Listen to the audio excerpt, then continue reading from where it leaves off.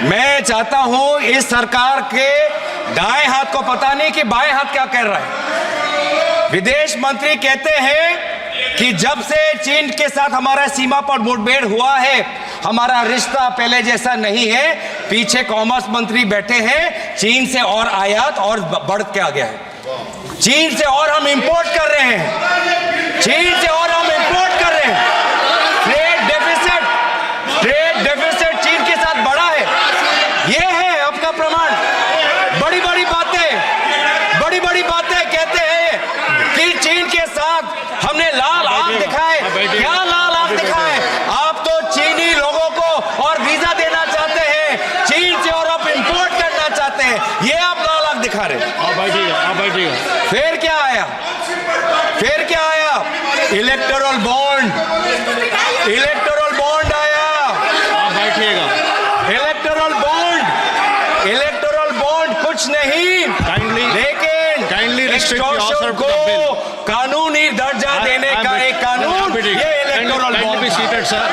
Electoral bond, please be restricted to the bill. Yes, I am on restricted to the bill. आपको पता है सभापति महोदय, discuss about the bill के deputy governors ने खुद इलेक्टोरल बॉन्ड का विरोध किया।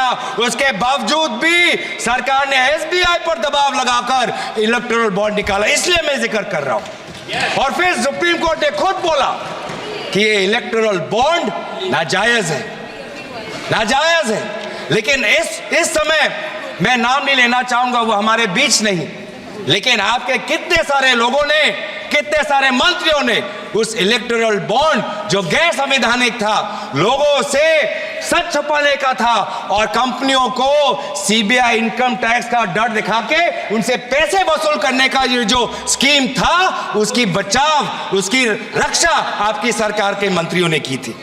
यह है साधन। क्रोनोलॉजी आपको बहुत पसंद है तो क्रोनोलॉजी समझा रहा हूं। माफ करना, थोड़ा 2016 से 2020 के चीन पे आ गया और फिर थोड़ा 2000 से पहले भी चले जाता हूं। उस समय के गुजरात के मुख्यमंत्री कहते थे कि जब यूएस डॉलर के ताल्लुक में इंडिया की करेंसी दुर्बल होती है तो सरकार और कमजोर होता है।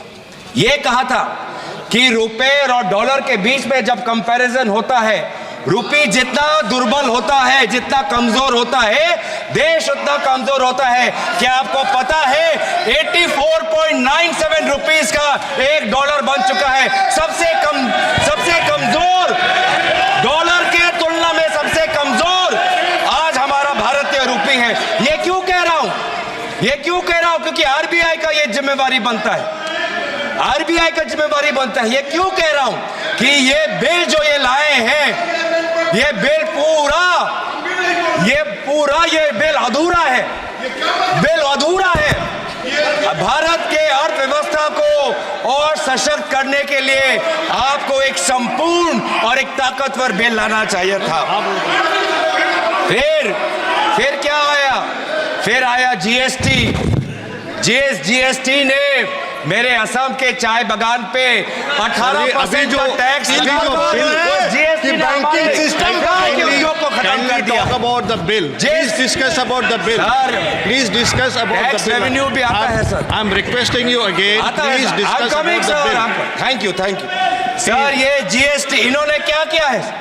ये जीएसटी के द्वारा कमजोर और मध्यम वर्ग के कंपनियों की रीढ़ की हड्डी तोड़ दी और इंसॉल्वेंसी एक्ट लाकर बड़े बड़े कंपनियों को हेयर कट का मुनाफा देकर उन्होंने बड़े कंपनियों को मदद की और जीएसटी के द्वारा छोटे और मध्यम वर्ग की कंपनियों की रीढ़ की हड्डी तोड़ दी। Please discuss about the bill. आ रहा हूं, आएगा, आप चिंता मत करिए।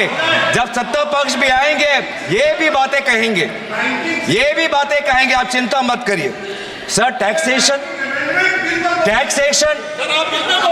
झूठ बोल रहा हूं, झूठ बोला, अभी तक झूठ बोला कोई? अगर झूठ बोला तो मैं झूठ बोला। अगर मैं कहीं झूठ बोल रहा हूं तो sir please come to the. तो सर, ये पब्लिक मीटिंग नहीं है। फिर इनकम टैक्स में क्या करते हैं? अरे सुनो, इनकम टैक्स में क्या करते हैं? वेणुगोपाल जी, kindly be seated. This is happening because एक मंत्री, दो मंत्री, तीन मंत्री, चार मंत्री खड़े हो गए सर। Please be चार seated, मंत्री sir. खड़े हो गए डिस्टर्ब करने के लिए। Please be चार seated. मंत्री खड़े हो गए डिस्टर्ब करने के लिए। सर फिर ये टैक्स क्या आपको पता है सर?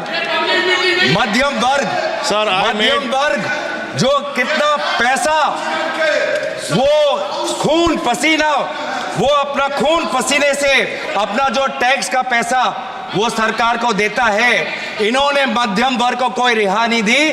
पहली बार इस साल में देश के मध्यम वर्ग ने इनकम टैक्स के द्वारा कॉर्पोरेशन टैक्स से ज्यादा पैसा इस बार देश के मध्यम वर्ग ने दिया। सर दुख की बात नहीं है that Indians are paying more through income tax than corporations are paying through corporation tax. Is it not sad? Is it not sad that this government gives corporate tax cuts and this government gives no tax relief to the middle class? कहीं दुनिया में कहीं आपने सुना है कि एक एक टाइम पे मल्टीपल टैक्स रिजीम्स? आपको ये वाला टैक्स चाहिए या ये वाला टैक्स चाहिए? इस साल ये वाला टैक्स दे सकते हो, अगले साल वो टैक्स रिजीम दे सकते हो, कभी ये कहीं भी नहीं है। In no country they are multiple tax regimes. This is और not- सर अभी आया Where is it mentioned Sir, in the अभी bill? आया- Where आया is it mentioned in the bill? Please come to the I have bill. time, sir. Yeah, please come I to have the time. bill. I am on finance. I am on economy. What is the Q2 data revealed?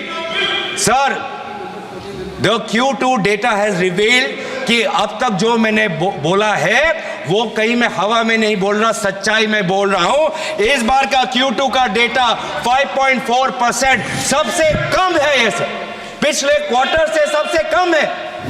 চীনের সাথে সম্পর্ক। চীন সম্পর্কে সরকারের অবস্থানের সমালোচনা করে গগৈ মন্তব্য করেছেন, আপনি চীনকে লাল চোখ দেখানোর দাবি করেছেন, কিন্তু আপনি চীনা ব্যক্তিদের ভিসা দিতে এবং চীন থেকে আমদানি চালিয়ে যেতে আগ্রহী। তিনি চীনের বিরুদ্ধে শক্তি দেখানোর সরকারের দাবি নিয়ে প্রশ্ন তোলেন এবং সীমান্তে উত্তেজনা থাকা সত্ত্বেও দেশ থেকে আমদানি বাড়ছে। নির্বাচনী বন্ড এবং স্বচ্ছতা। গগৈ নির্বাচনী বন্ড প্রবর্তনের ওপরও আক্রমণ করেছিলেন। আরবিআইয়ের বিরোধিতা এবং সুপ্রিম কোর্টের সমালোচনা তুলে ধরেন। আরবিআইয়ের ডেপুটি গভর্নররা এর বিরোধিতা করেছিলেন, তবুও এসবিআইয়ের ওপর নির্বাচনী বন্ড ইস্যু করার জন্য চাপ দেওয়া হয়েছিল। নির্বাচনী বন্ডগুলি কি স্বচ্ছতা বাড়ানোর জন্য বা নির্দিষ্ট সত্তার পক্ষে তৈরি করা হয়েছিল? মুদ্রার অবমূল্যায়ন এবং অর্থনৈতিক প্রভাব। রুপির অবমূল্যায়ন হাইলাইট করে গগৈ মন্তব্য করেছেন, এক মার্কিন ডলারের মূল্য এখন 84.97 টাকা। এটি এখনও পর্যন্ত সবচেয়ে দুর্বল। যখন আপনি গুজরাটের মুখ্যমন্ত্রী ছিলেন, আপনি মন্তব্য করতেন যে দুর্বল মুদ্রা একটি দুর্বল সরকারকে প্রতিফলিত করে। গগৈয়ের সূক্ষ্ম মন্তব্যগুলি অর্থনৈতিক নীতি এবং শাসন সম্পর্কে বিরোধী দলগুলির মধ্যে ক্রমবর্ধমান অসন্তোষ প্রতিফলিত করে। তার প্রশ্নগুলি এখনও গুরুত্বপূর্ণ। ডিমনিটাইজেশনের বাস্তব সুবিধা কী ছিল? ছোট ব্যবসার জন্য জিএসটি ব্যবস্থা কতটা কার্যকর হয়েছে? নির্বাচনী বন্ডের মতো নীতিমালায় স্বচ্ছতার অভাব কেন? সরকার এখনও এই উদ্বেগগুলিকে ব্যাপকভাবে মোকাবেলা করতে পারেনি। নাগরিকদের এই সিদ্ধান্তগুলির জবাবদিহিতা সম্পর্কে বিস্মিত করে।